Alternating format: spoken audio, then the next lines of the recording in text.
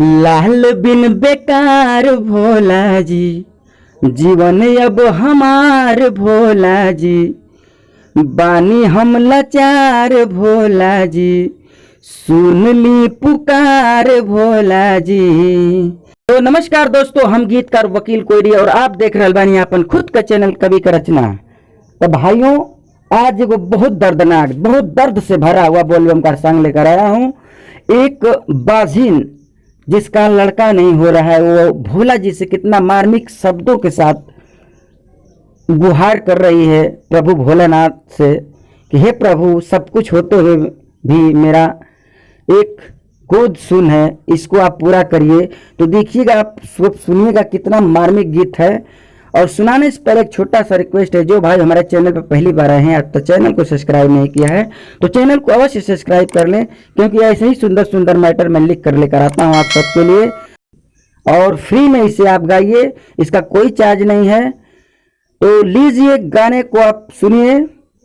लाल बिन बेकार भोला जी, जीवन अब हमार भोला जी, बानी हम लाचार भोला जी, सुन ली पुकार भोला जी, कहिया मंगनवा दे बहो ला ला ला ला, घर बहराने मन गोदिया सुन बाटे, कहिया ललनवा दे बहो, घर बहराने मन गोदिया सुन बाटे, कहिया ललनवा दे बहो।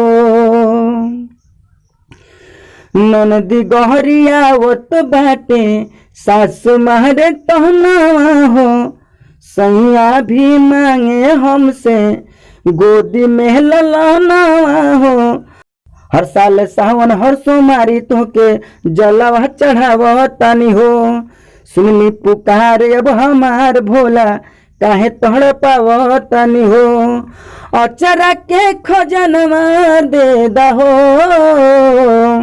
घर बहरानी मन गोदिया सुन बाटे, एगो ललनवा दे दहो,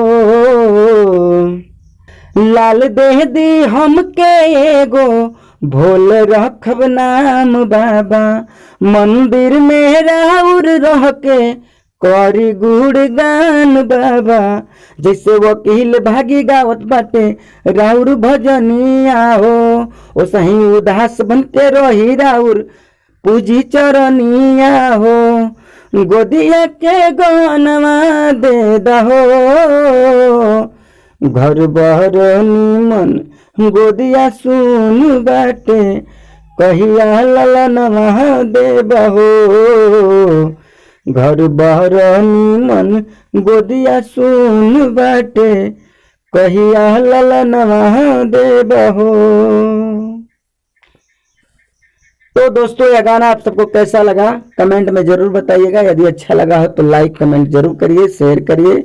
एक माँ की ममता को जरूर आप देखते हुए गाने को जरूर से जरूर शेयर करिए। धन्यवाद। फिर मिलते हैं अगले वीडियो में, तब तक